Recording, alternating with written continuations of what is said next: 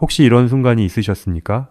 갑자기 말이 잠깐 꼬이거나 손에 힘이 빠지는 느낌이 들었는데도 피곤해서 그렇겠지 하고 넘기신 적은 없으십니까? 평소와 다르게 어지럽고 한쪽 눈이 흐릿한데도 잠깐 쉬면 괜찮아질 것 같아 그냥 앉아 계신 적은요. 뇌졸중은 많은 분이 쓰러지는 장면만 떠올리지만 실제로는 그렇게 요란하게 시작되지 않는 경우가 많습니다. 아주 조용하게 마치 오래된 수도관 안쪽에 찌꺼기가 조금씩 붙듯이 혈관 속 변화가 먼저 쌓이기 시작합니다. 특히 60대 이후에는 혈관의 탄력이 자연스럽게 떨어집니다. 이것은 잘 알려진 기본 사실입니다. 나이가 들수록 혈관벽은 조금 더 뻣뻣해지고 혈압의 작은 출렁임에도 부담을 더 쉽게 받습니다.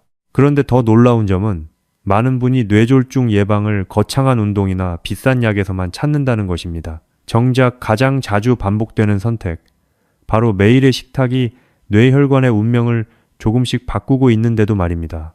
저는 예전에 70대 후반의 한 분을 상담한 적이 있습니다. 겉으로는 무척 정정해 보이셨습니다. 매일 아침 산책도 하셨고 본인도 건강에 꽤 신경 쓴다고 생각하셨습니다. 그런데 이야기를 들어보니 식사는 늘 비슷했습니다. 짭짤한 국, 흰쌀밥, 간이 센 반찬, 그리고 몸보신이라고 믿고 챙겨 드시는 몇 가지 음식이 매일 반복되고 있었습니다. 본인은 힘이 나니까 좋은 줄 아셨지만 몸은 다른 신호를 보내고 있었습니다. 오후만 되면 머리가 묵직했고 가끔 발음이 흐려졌고 손끝이 둔해지는 날도 있었습니다. 그런데도 그분은 말씀하셨습니다. 나이 들면 다 그런 줄 알았어요. 바로 그 지점이 무섭습니다. 뇌졸중의 전조는 종종 노화와 헷갈립니다. 그래서 더 늦게 발견됩니다. 그런데 정말 나이 탓만일까요? 아니면 매일 먹는 음식이 피를 끈적하게 만들고 혈관 안쪽을 예민하게 자극하고 작은 염증을 오래 남기고 있는 걸까요? 이 질문이 오늘의 시작점입니다. 뇌혈관은 참 예민합니다. 심장처럼 강하게 뛰는 소리를 내지 않기 때문에 문제가 생겨도 한동안 조용합니다. 하지만 한번 막히거나 터지면 말, 기억, 걸음, 표정까지 순식간에 흔들릴 수 있습니다. 그래서 뇌졸중 예방은 증상이 생긴 뒤의 싸움이 아니라 증상이 없을 때 시작하는 습관의 싸움에 가깝습니다. 그리고 그 습관의 중심에는 음식이 있습니다. 여기서 한 가지 의외의 사실이 있습니다. 많은 분이 잘 먹어야 힘이 난다고 생각하시지만 뇌혈관 입장에서는 많이 먹는 것보다 덜 해롭게 먹는 것이 먼저일 때가 많습니다. 풍성한 상보다 더 중요한 것은 혈관이 편안해지는 상입니다. 자극이 적고 염증을 덜 만들고 피의 흐름을 부드럽게 도와주는 음식이 필요합니다. 끝까지 들으시면 뇌졸중을 막기 위해 왜 어떤 음식은 꼭 챙겨야 하고 또 어떤 익숙한 음식은 조심해야 하는지 차근차근 알려드리겠습니다. 특히 건강식이라고 믿고 드시던 것 중에 의외로 혈관을 불편하게 만드는 선택도 함께 짚어드릴 겁니다. 이제 먼저 왜 뇌졸중이 당신의 식탁에서 시작될 수 있는지부터 아주 쉽게 풀어보겠습니다. 왜 어떤 사람은 특별한 전조 없이 갑자기 뇌졸중을 겪게 될까요? 많은 분이 이 질문 앞에서 유전이나 나이만 먼저 떠올리십니다. 물론 나이는 분명한 위험 요인입니다. 혈관은 세월이 흐를수록 탄력을 잃고 안쪽 벽도 조금씩 거칠어집니다. 이것은 의학적으로도 잘 알려진 사실입니다. 하지만 여기서 끝나지 않습니다. 그 거칠어진 혈관을 더 빨리 상하게 만드는 것은 매일 반복되는 식사일 수 있습니다. 쉽게 비유해 보겠습니다. 뇌혈관은 집안에 아주 가는 수도관과 비슷합니다. 처음에는 물이 잘 흐르지만 시간이 지나면서 안쪽 벽에 찌꺼기가 붙고 압력이 들쑥날쑥하면 어느 날 갑자기 흐름이 막히거나 관이 약한 부분에서 터질 수 있습니다. 혈관도 그렇습니다. 짠 음식이 반복되면 혈압이 흔들리기 쉽고 당분과 정제 탄수화물이 많아지면 혈액 속 대사 균형이 무너집니다. 여기에 기름진 음식과 부족한 섬유질이 겹치면 혈관은 점점 더 예민해집니다. 많은 분이 나는 단 음식은 별로 안 먹는다고 말씀하십니다. 그런데 의외로 설탕보다 더 자주 문제를 만드는 것은 아주 익숙한 식사 패턴입니다. 흰쌀밥을 급하게 먹고 국물까지 비우고 반찬은 짭짤하고 채소는 적고 물은 충분히 마시지 않는 식사 말입니다. 겉보기엔 평범하지만 몸속에서는 혈압과 혈당, 체액 균형이 계속 흔들릴 수 있습니다. 이 점이 참 뜻밖입니다. 뇌졸중 위험은 특별히 나쁜 음식 하나보다 평범한 식사의 누적에서 커지는 경우가 많습니다. 여기서 한번 생각해 보셔야 합니다. 정말 내가 먹는 음식은 괜찮을까요? 배만 부르면 괜찮다고 믿고 계시진 않으십니까? 또 하나 흥미로운 사실이 있습니다. 일부 연구자들은 뇌졸중 예방에서 지방 자체보다 지방의 질이 더 중요하다고 보고, 또 다른 쪽에서는 나트륨과 초가공 식품의 반복 노출이 더 큰 문제라고 강조합니다. 학문적 논쟁은 조금씩 다르지만 공통된 방향은 분명합니다. 덜 가공된 음식, 충분한 섬유질, 과하지 않은 염분, 균형 잡힌 지방이 혈관에 유리하다는 점입니다.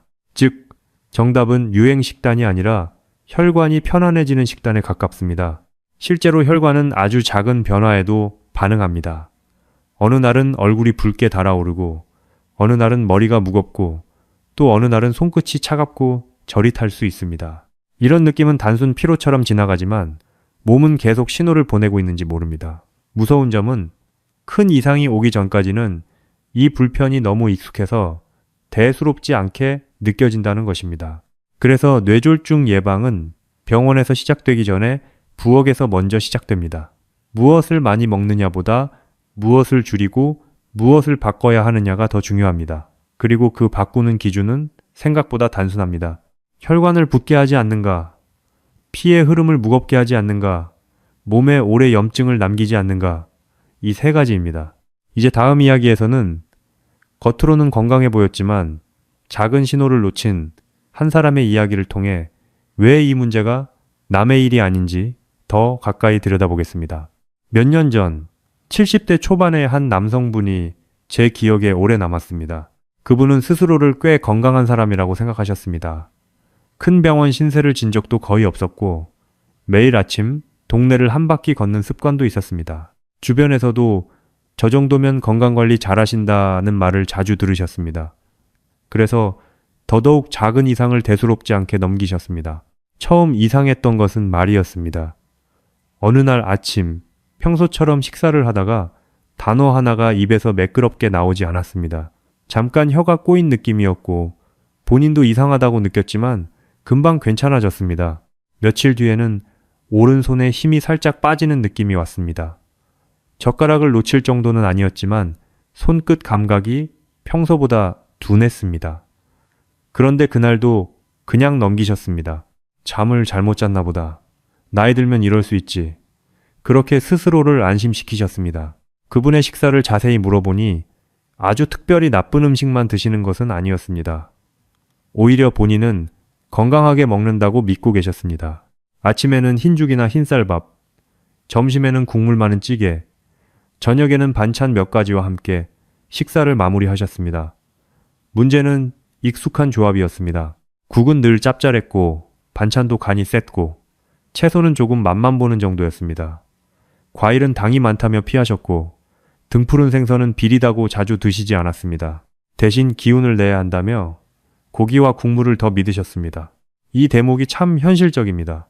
많은 분이 건강식은 비싸고 특별해야 한다고 생각합니다. 그러나 실제로는 너무 익숙해서 문제라고 느끼지 못하는 상차림이 혈관을 서서히 힘들게 만드는 경우가 많습니다. 바로 여기서 반전이 있습니다. 위험은 드문 음식이 아니라 매일 반복되는 평범한 한 끼에 숨어 있을 수 있습니다. 결정적인 날은 갑작스럽게 왔습니다. 오전 내내 머리가 묵직하더니 점심 무렵에는 말이 분명하게 나오지 않았습니다. 가족이 이상함을 느껴 바로 병원으로 갔고 다행히 빠르게 대응해 큰 후유증은 막을 수 있었습니다. 하지만 검사 후 들은 말은 무거웠습니다. 이미 혈압과 혈관 상태가 오랫동안 경고를 보내고 있었고 식습관도 분명히 영향을 주고 있었다는 설명이었습니다. 그분은 제게 이렇게 말씀하셨습니다. 내가 몰라서 그런 게 아니라 설마 이게 신호일 줄은 몰랐어요. 바로 그것입니다. 뇌졸중은 멀리 있는 병처럼 느껴지지만 실제로는 익숙한 피로, 잠깐의 어눌함, 순간적인 저림 속에 얼굴을 숨기고 다가오기도 합니다. 그리고 그 뒤에는 생각보다 소박한 원인이 숨어 있을 수 있습니다. 너무 짠 식사, 섬유질이 부족한 밥상, 혈관이 쉬지 못하는 반복된 식사 말입니다. 그렇다면 질문은 하나입니다. 아직 큰 증상이 없을 때 식탁에서 무엇을 바꿔야 할까요? 이제 다음 섹션에서는 뇌졸중 예방의 흐름을 바꾸는 첫 번째 전환점. 바로 무엇을 더 먹어야 하는가에 대해 이야기해 보겠습니다. 뇌졸중을 막는 음식이라고 하면 많은 분이 먼저 아주 특별한 것을 떠올리십니다. 값비싼 건강식품, 보기 힘든 수입 식재료, 이름도 어려운 영양소 말입니다. 그런데 실제로 식탁을 바꾸는 분들을 오래 지켜보면 몸의 흐름을 바꾸는 첫 출발은 오히려 놀랄 만큼 평범한 데서 시작되는 경우가 많습니다. 바로 채소와 콩, 그리고 혈관을 편안하게 해주는 자연식품을 조금 더 자주 올리는 것입니다. 이 말이 너무 단순하게 들리실 수도 있습니다. 그렇게 흔한 음식이 정말 도움이 되나요? 네, 바로 그 단순함이 중요합니다. 뇌졸중 예방은 며칠 반짝하는 비법이 아니라 혈관이 매일 덜 지치게 만드는 반복의 힘이기 때문입니다. 의학적으로도 채소, 과일, 콩류, 통곡물 위주의 식사는 혈압 관리와 혈관 건강에 유리하다는 점이 널리 알려져 있습니다.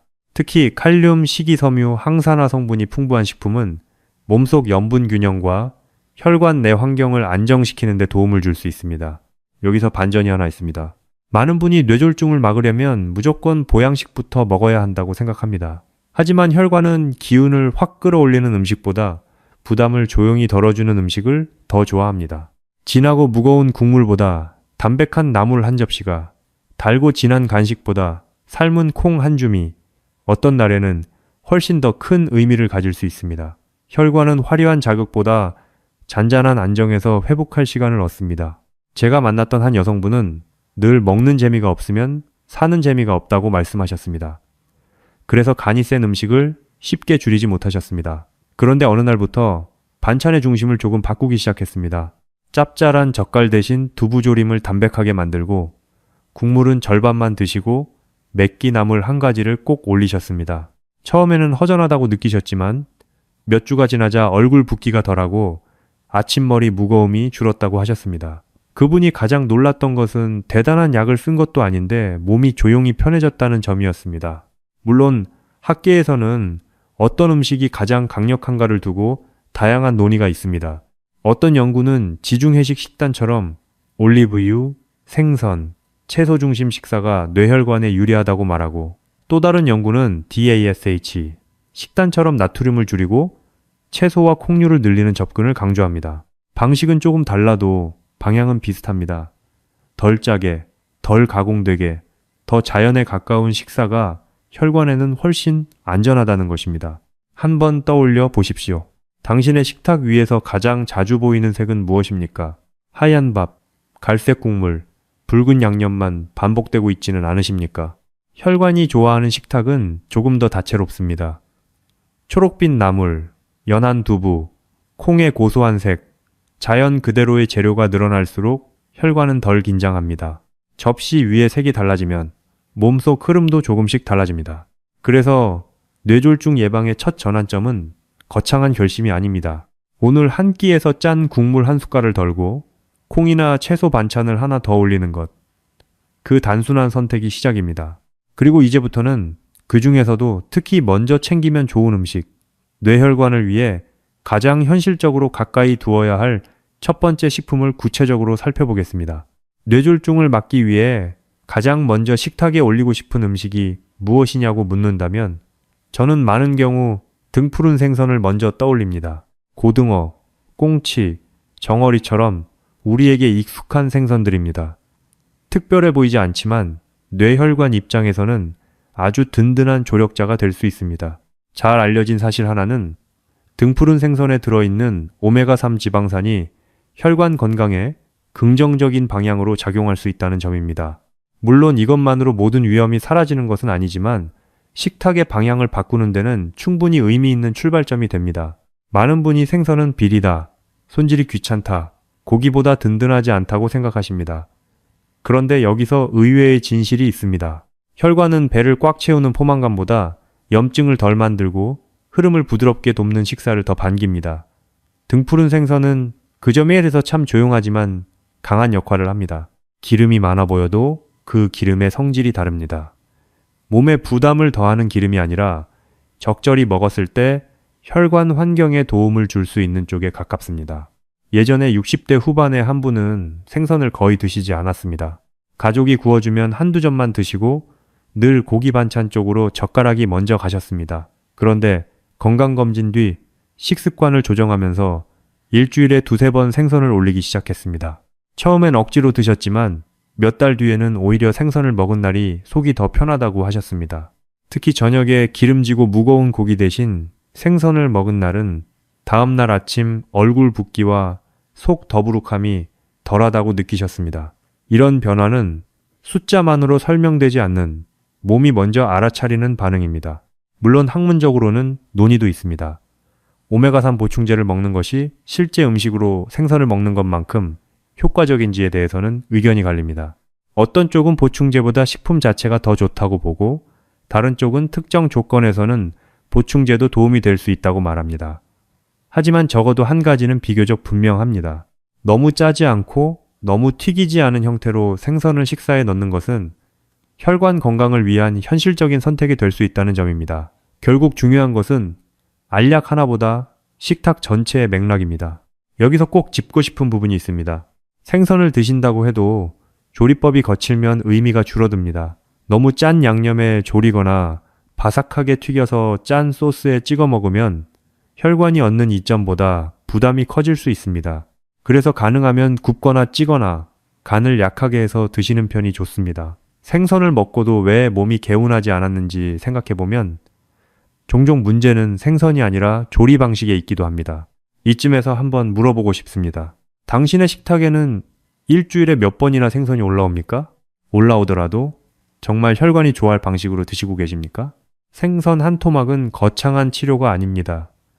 하지만 뇌졸중 예방은 원래 이런 소박한 선택이 쌓여 만들어집니다. 오늘 고기 한 끼를 생선 한 끼로 바꾸는 것, 짠 국물 대신 담백한 단백질을 고르는 것. 그런 변화가 혈관을 덜 긴장하게 만듭니다. 그리고 이것이 첫 번째 음식이라면 다음으로는 생선 못지않게 중요하면서도 더 쉽게 매일 실천할 수 있는 선택이 있습니다. 바로 혈관의 부담을 덜어주는 기름의 변화입니다. 많은 분이 음식은 신경 쓰면서도 기름은 크게 의식하지 않으십니다. 하지만 뇌졸중을 막는 식탁에서 기름은 생각보다 중요한 자리를 차지합니다. 같은 채소를 먹어도 어떤 기름으로 볶았는지에 따라 몸이 받는 느낌이 달라질 수 있고 같은 생선을 먹어도 어떻게 조리했는지에 따라 혈관의 부담이 달라질 수 있습니다. 잘 알려진 사실 하나는 포화지방과 트랜스지방이 많은 식습관은 혈관 건강에 불리할 수 있다는 점입니다. 반대로 불포화지방이 많은 식품은 더 나은 선택이 될 수 있습니다. 그런데 여기서 많은 분이 헷갈리십니다. 기름은 다 나쁜 것 아닌가요? 이 질문을 정말 자주 듣습니다. 의외지만 혈관은 기름 자체를 무조건 싫어하는 것이 아닙니다. 문제는 어떤 기름을 얼마나 자주 어떤 방식으로 먹느냐입니다. 예를 들어 튀김 기름에 여러 번 반복해서 튀긴 음식은 혈관 입장에서 매우 피곤한 손님과 같습니다. 반면 들기름이나 올리브유처럼 비교적 부드러운 지방을 지나치지 않게 활용하는 것은 전혀 다른 이야기일 수 있습니다. 예전에 한 어르신은 나물을 참 좋아하셨지만 늘 진하게 볶아 드셨습니다. 맛은 좋았지만 나물보다 기름 맛이 먼저 느껴질 정도였습니다. 그런데 조리 습관을 살펴보니 오래된 식용유를 아깝다고 계속 쓰고 계셨습니다. 나중에는 나물의 향보다 눅진한 냄새가 먼저 올라왔습니다. 그분은 그것이 단순한 집밥의 풍미라고 생각하셨지만 실제로는 몸에 부담을 더하는 방식이었습니다. 기름은 신선할수록 좋고 적당히 써야 의미가 있습니다. 좋은 재료도 조리 습관이 거칠면 혈관이 지칠 수 있습니다.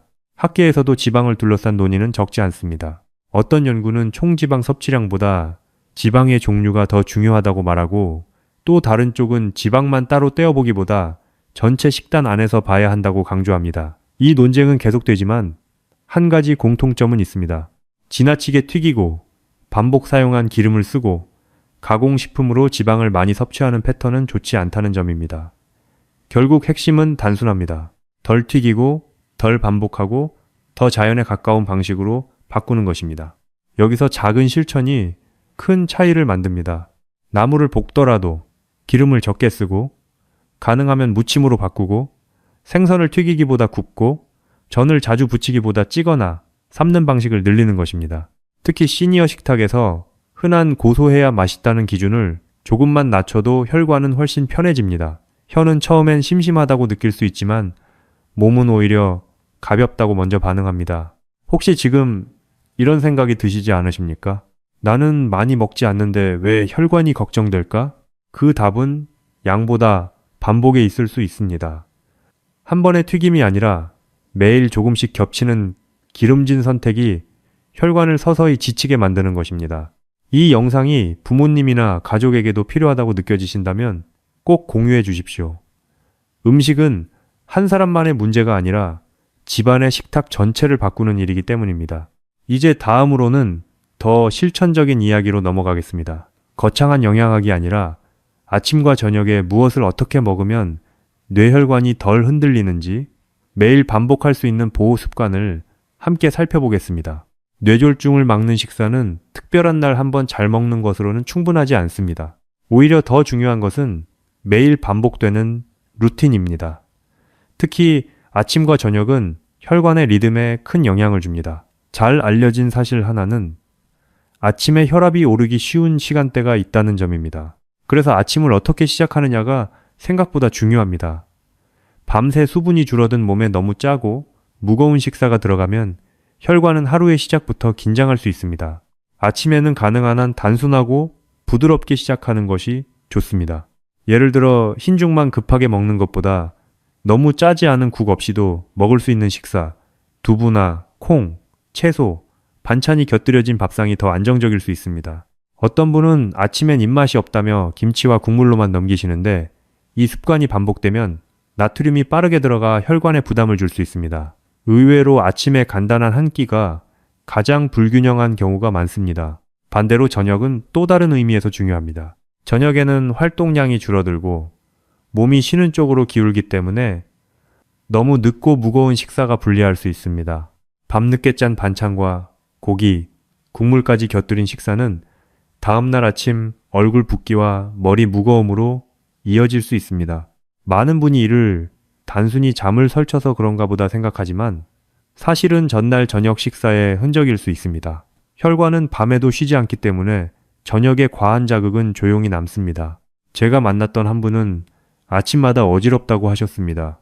검사만으로는 설명이 애매한 부분이 있었는데 식사 일지를 함께 보니 흐름이 보였습니다. 전날 늦은 저녁에 국물과 젓갈, 밥을 든든하게 드시고 아침에는 입맛이 없다며 물만 조금 드셨던 것입니다. 저녁을 조금 가볍게 바꾸고 아침에 두부와 채소, 소량의 단백질을 포함한 식사로 조정하자 몸의 느낌이 달라졌다고 하셨습니다. 이처럼 뇌혈관은 거창한 치료보다 규칙적인 식사의 리듬에 먼저 반응하기도 합니다. 물론 학계에서는 식사 시간 자체가 중요한지 아니면 전체 영양 구성이 더 중요한지를 두고 논의가 있습니다. 어떤 전문가는 시간보다 음식의 질을 강조하고 또 다른 쪽은 늦은 식사가 대사와 혈압 리듬에 악영향을 줄 수 있다고 봅니다. 완전히 하나로 정리되진 않았지만 시니어 건강에서는 지나치게 늦고 짜고 무거운 식사가 불리하다는 방향은 꽤 일관됩니다. 그래서 실천은 어렵지 않습니다. 아침은 짜지 않게, 너무 급하지 않게 가능한 한 단백질과 채소를 조금이라도 포함해 시작합니다. 저녁은 늦지 않게 국물과 양념을 줄이고 생선이나 두부처럼 부담이 덜한 반찬으로 마무리합니다. 한 끼의 완벽함보다 매일의 반복이 더 중요합니다. 당신의 하루 식사 리듬은 혈관을 편안하게 하고 있습니까? 아니면 매일 조금씩 흔들고 있습니까? 이제 다음 섹션에서는 많은 분이 건강식이라고 믿고 먹지만 오히려 뇌혈관을 불안정하게 만들 수 있는 의외의 음식 함정들을 하나씩 짚어보겠습니다. 이제 꼭 짚고 넘어가야 할 부분이 있습니다. 바로 많은 분이 건강식이라고 믿고 먹는 음식들입니다. 문제는 이런 음식이 겉으로는 좋아 보여도 실제로는 뇌혈관에 부담을 줄 수 있다는 점입니다. 잘 알려진 사실 하나는 뇌졸중 예방에서 가장 중요한 축 중 하나가 혈압 관리라는 것입니다. 그런데 혈압을 흔들 수 있는 음식이 꼭 짜고 자극적인 음식만은 아닙니다. 몸에 좋다는 이미지 뒤에 숨어있는 함정도 적지 않습니다. 대표적인 것이 바로 국물 중심의 식사입니다. 된장국, 찌개, 육수, 곰탕 같은 음식은 따뜻하고 편안해서 특히 어르신 식탁에 자주 오릅니다. 그런데 여기서 의외의 진실이 나옵니다. 많은 분이 건더기보다 국물이 더 부담이 적다고 생각하시지만 실제로는 국물 한 그릇 안에 염분이 많이 녹아 있을 수 있습니다. 특히 국물은 빨리 넘어가고 포만감이 덜해 자기도 모르게 많이 드시게 됩니다. 혈관 입장에서는 부드럽다는 느낌과 부담이 적다는 사실이 꼭 같지 않습니다. 또 하나는 과일 주스나 달콤한 건강 음료입니다. 과일은 분명 좋은 식품입니다. 하지만 과일을 씹어 먹는 것과 갈아서 빠르게 마시는 것은 조금 다를 수 있습니다. 액체 형태로 마시면 당이 더 빨리 들어오고 포만감은 약해질 수 있습니다. 특히 설탕은 안 넣었으니 괜찮다고 생각하고 주스를 자주 드시는 경우가 있는데 이것이 반복되면 혈당과 대사 균형에 좋지 않을 수 있습니다. 뇌졸중은 혈관의 문제이지만 혈관은 혈당의 출렁임에도 민감하게 반응합니다. 제가 상담했던 한 분은 매일 아침 건강을 위해 사과 주스와 꿀물을 드셨습니다. 본인은 분명 몸을 챙긴다고 생각하셨습니다. 그런데 오전 중 머리가 멍하고 금세 배가 꺼지며 손이 떨리는 느낌이 잦았습니다. 식사 내용을 다시 보니 씹는 식품보다 마시는 형태의 당분이 너무 많았습니다. 과일 자체가 나쁜 것이 아니라 건강하다고 믿는 방식이 오히려 몸을 흔들고 있었던 것입니다. 이런 경우를 보면 좋은 재료와 좋은 섭취 방식은 다를 수 있다는 점을 절감하게 됩니다. 학계에서도 이런 부분은 자주 논의됩니다. 예를 들어 과일 섭취는 일반적으로 건강에 이롭다고 평가되지만 과일 주스는 같은 범주로 보기 어렵다는 의견이 많습니다. 또 발효식품은 장 건강에 도움이 될 수 있지만 동시에 나트륨이 높은 형태로 자주 섭취하면 혈압 관리에는 불리할 수 있습니다. 즉, 어떤 음식이 좋은지 나쁜지를 한 단어로 단정하기보다 형태와 양, 빈도를 함께 봐야 한다는 것입니다. 여기서 꼭 기억하셔야 할 것이 있습니다. 건강식의 함정은 안심에서 시작됩니다. 몸에 좋다고 믿는 순간 사람은 경계를 풀게 됩니다. 조금 짜도 괜찮겠지. 조금 달아도 천연이니까 괜찮겠지. 국물은 부드러우니까 괜찮겠지. 바로 이 안심이 반복되면 혈관은 조용히 지칩니다. 한번 스스로에게 물어보십시오. 나는 정말 건강식을 먹고 있는 걸까요? 아니면 건강해 보이는 음식을 편한 방식으로만 먹고 있는 걸까요? 뇌졸중 예방은 음식 이름 하나로 결정되지 않습니다. 어떻게 먹는지, 무엇과 함께 먹는지, 얼마나 자주 먹는지가 더 중요합니다. 그리고 이쯤에서 많은 분이 하나 놓치고 있는 또 다른 핵심이 있습니다. 음식만큼 중요하지만 의외로 자주 빠지는 것. 바로 수분과 섭취 타이밍입니다. 뇌졸중을 막는 식사를 이야기할 때 많은 분이 음식 종류에는 집중하지만 정작 수분은 너무 가볍게 생각하십니다. 물은 그냥 목마를 때 마시면 되는 것 아닌가요? 이렇게 생각하시는 분이 많습니다. 하지만 잘 알려진 사실 하나는 나이가 들수록 갈증을 느끼는 감각이 둔해질 수 있다는 점입니다. 그래서 몸은 이미 약간 마른 상태인데도 본인은 괜찮다고 느끼는 경우가 적지 않습니다. 뇌혈관 입장에서는 이 작은 차이가 꽤 중요할 수 있습니다. 물을 충분히 마시지 않으면 혈액의 흐름이 상대적으로 둔해질 수 있고 혈압 조절도 더 예민해질 수 있습니다. 물론 물을 많이 마신다고 해서 뇌졸중이 자동으로 막히는 것은 아닙니다. 여기서 중요한 것은 많이가 아니라 적절하게 나누어 몸 상태에 맞게 마시는 것입니다. 의외로 어떤 분은 하루 종일 거의 안 마시다가 저녁에만 몰아서 드십니다. 그런데 이런 방식은 밤중 소변을 늘리고 잠을 깨게 해 몸 전체 리듬을 흔들 수 있습니다. 혈관은 한 번에 들이붓는 보충보다 조금씩 안정적으로 공급받는 것을 더 편안해합니다. 제가 기억하는 한 어르신은 늘 입이 마르다고 하셨지만 물은 거의 안 드셨습니다. 대신 커피와 국물, 차로 수분을 대신하고 계셨습니다. 본인은 계속 마시긴 한다고 생각하셨지만 실제로는 몸이 원하는 방식과는 조금 달랐습니다. 특히 아침엔 거의 물을 안 드시고 점심 이후에만 자주 드셨습니다.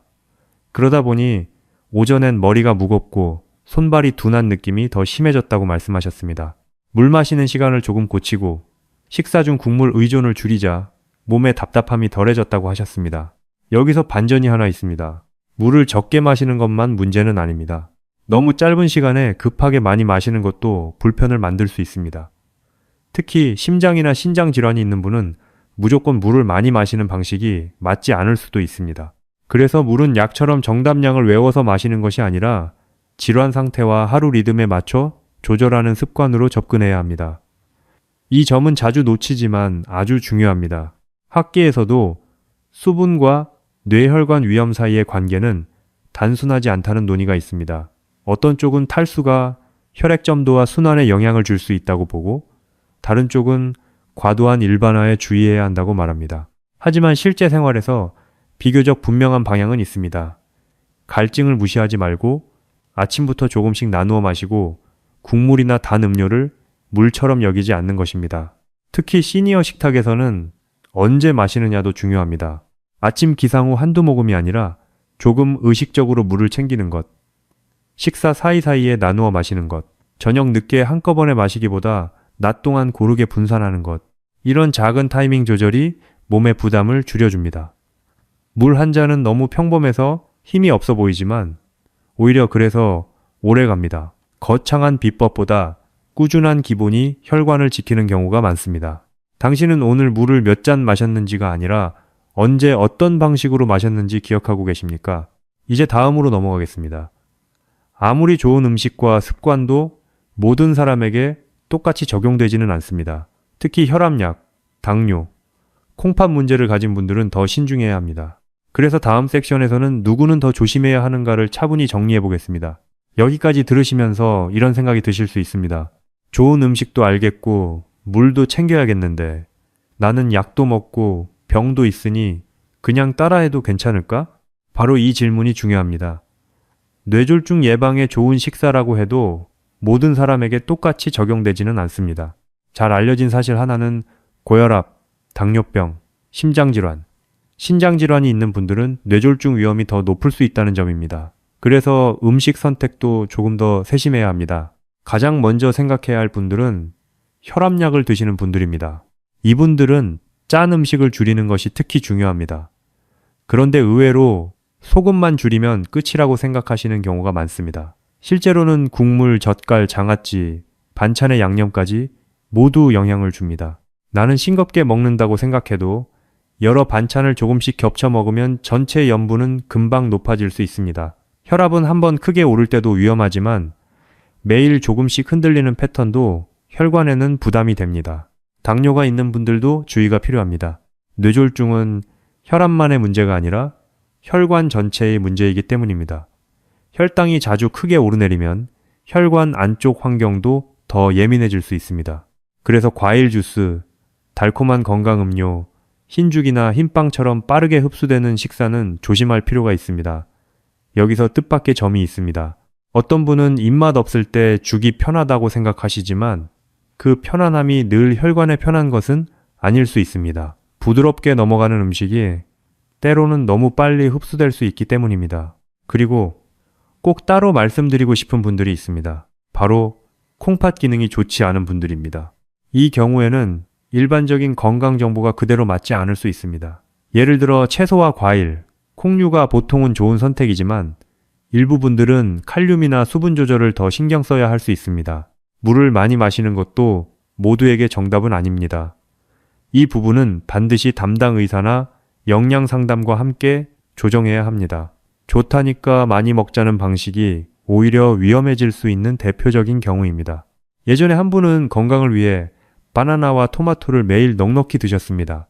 주변에서 혈관에 좋다고 들으셨기 때문입니다. 그런데 그분은 콩팥 기능이 이미 좋지 않은 상태였습니다. 음식 자체는 좋은 이미지였지만 그분 몸의 조건에서는 더 세심한 조절이 필요했습니다. 이 사례가 보여주는 것은 단순합니다. 좋은 음식보다 먼저 중요한 것은 내 몸의 상황이라는 점입니다. 학계에서도 이 부분은 비교적 분명합니다. 전체 인구에게 권하는 건강 식단이 있더라도 만성질환이 있는 사람에게는 맞춤 조정이 필요하다는 것입니다. 논쟁은 세부 기준에서 있을 수 있지만 원칙은 비슷합니다. 병이 있을수록 유행 정보보다 개인 상태가 우선입니다. 그러니 질문을 바꿔야 합니다. 이 음식이 좋다더라가 아니라 이 음식이 지금 내 몸에도 맞을까를 물어야 합니다. 이 원칙만 기억해도 실수는 크게 줄어듭니다. 그리고 이제 마지막 실천 단계로 넘어갈 시간입니다. 복잡한 이론이 아니라 오늘부터 바로 시작할 수 있는 7일 식탁 계획의 핵심 원리를 다음 섹션에서 함께 정리해 보겠습니다. 이제 가장 중요한 질문만 남았습니다. 그래서 오늘부터 뭘 어떻게 먹어야 할까요? 좋은 음식이 무엇인지는 알겠는데 막상 식탁 앞에 서면 다시 막막해지기 쉽습니다. 그래서 필요한 것은 거창한 결심이 아니라 바로 시작할 수 있는 7일의 틀입니다. 잘 알려진 사실 하나는 건강한 식습관은 짧은 극단보다 꾸준한 반복에서 훨씬 오래 유지된다는 점입니다. 뇌졸중 예방도 마찬가지입니다. 하루 완벽하게 먹고 끝나는 것이 아니라 몸이 이제 덜 힘들다라고 느끼는 패턴을 계속 만들어야 합니다. 먼저 원칙은 아주 단순합니다. 첫째, 짠 국물은 줄입니다. 둘째, 생선, 두부, 콩 같은 부담, 덜한 단백질을 늘립니다. 셋째, 채소 반찬을 몇 끼 한 가지 이상 올립니다. 넷째, 물은 아침부터 나누어 마십니다. 다섯째, 저녁은 늦지 않고 무겁지 않게 마무리합니다. 이 5가지만 잡아도 식탁의 방향은 분명히 달라집니다. 예를 들어 1일차에는 국물부터 손보는 겁니다. 국을 아예 끊는 것이 아니라 국물은 반만 드시고 건더기 위주로 바꿉니다. 2일차에는 고기 한 끼를 생선이나 두부로 바꿉니다. 3일차에는 나물이나 데친 채소를 한 접시 더 올립니다. 4일차에는 아침 식사를 너무 짜지 않게 정리해봅니다. 5일차에는 간식으로 단 음료 대신 물이나 씹어먹는 과일을 선택합니다. 6일차에는 저녁 시간을 조금 앞당기고 양념을 줄입니다. 7일차에는 한 주를 돌아보며 가장 편했던 식사 방식을 하나 남깁니다. 이렇게 하면 몸은 억지로 끌려가지 않고 서서히 새 리듬을 배웁니다. 여기서 의외의 진실이 하나 있습니다. 많은 분이 건강관리는 참는 것이라고 생각하지만 실제로 오래가는 방법은 빼기보다 바꾸기에 가깝습니다. 국을 없애기보다 덜 마시는 것, 고기를 금지하기보다 생선 끼니를 늘리는 것, 간식을 끊기보다 더 나은 선택으로 옮기는 것입니다. 사람은 극단적인 금지보다 부드러운 전환에 훨씬 잘 적응합니다. 혈관도 그렇습니다. 갑작스러운 충격보다 조용한 안정에 더 잘 반응합니다. 제가 만났던 분들 중 꾸준히 변화를 만든 분들은 대단한 의지가 있던 분들이 아니었습니다. 오히려 이 정도는 할 수 있겠다는 작은 선택을 붙잡은 분들이었습니다. 냉장고 앞에 물병을 꺼내기 쉽게 두고 생선을 한 번 더 사고 반찬 하나를 싱겁게 만들고 밤 국물만 줄이는 시기였습니다. 이런 소소한 변화가 쌓이면 어느 날 몸이 먼저 답합니다. 아침 얼굴 붓기가 덜하고 머리 무거움이 줄고 식후 답답함이 가벼워집니다. 숫자보다 먼저 느껴지는 변화가 찾아옵니다. 물론 학문적으로는 7일 만에 혈관이 얼마나 달라지느냐를 단정하기는 어렵습니다. 어떤 변화는 더 오랜 시간이 필요하고 개인차도 큽니다. 하지만 한 가지는 분명합니다. 나쁜 방향으로 가는 식탁을 멈추는 일은 오늘 바로 시작할 수 있다는 점입니다. 그리고 그 첫 주는 생각보다 중요합니다. 첫 7일은 몸을 고치는 시간이기보다 방향을 바꾸는 시간입니다.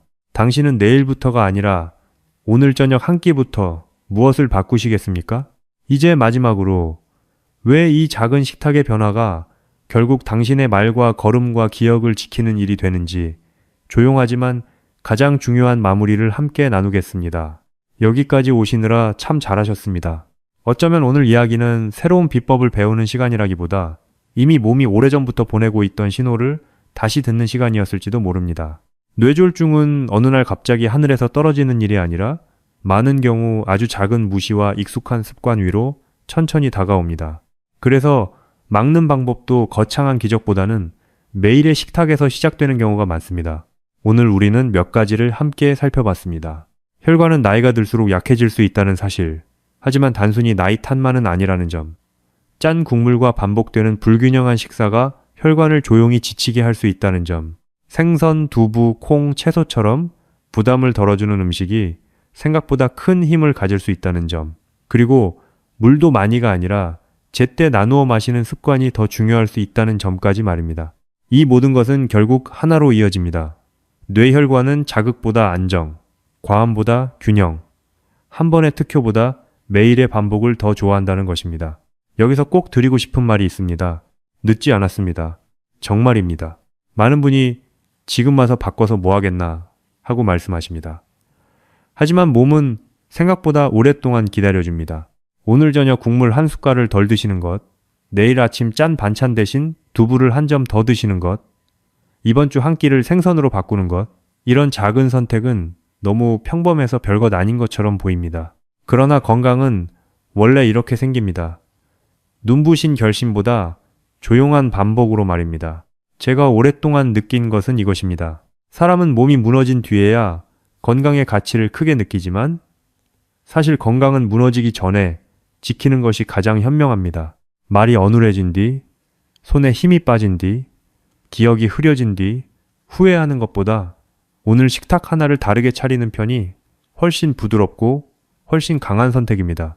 뇌졸중 예방은 단지 병을 피하는 일이 아닙니다. 당신의 말투를 지키는 일이고 당신의 걸음을 지키는 일이며 사랑하는 사람의 이름을 또렷하게 부를 수 있는 내일을 지키는 일입니다. 혹시 아직도 마음 한구석에서 이런 생각이 드십니까? 나는 이미 너무 늦은 것 아닐까? 아닙니다. 늦었다고 느끼는 오늘이 사실은 가장 빠른 날일 수 있습니다. 완벽하게 시작할 필요도 없습니다. 단 하나만 바꾸셔도 됩니다. 오늘 저녁 국물을 줄이실 수도 있고 내일 장을 보실 때 생선을 한번 담으실 수도 있습니다. 작은 시작은 작아 보여도 방향이 맞으면 결국 먼 곳까지 데려갑니다. 이 영상이 마음에 남으셨다면 가족이나 부모님과 꼭 나눠주세요. 누군가에게는 이 한 번의 공유가 식탁을 바꾸는 계기가 될 수 있습니다. 그리고 댓글에 이렇게 남겨보시면 어떨까요? 오늘부터 시작합니다. 혹은 7일 식탁 바꾸기 도전. 그 한마디가 마음을 움직이고 실천을 오래 붙잡아 줄 수 있습니다. 지금까지 당신의 건강한 내일을 함께 생각하는 시간이었습니다. 오늘 식탁의 작은 변화가 앞으로의 큰 안심이 되기를 바랍니다.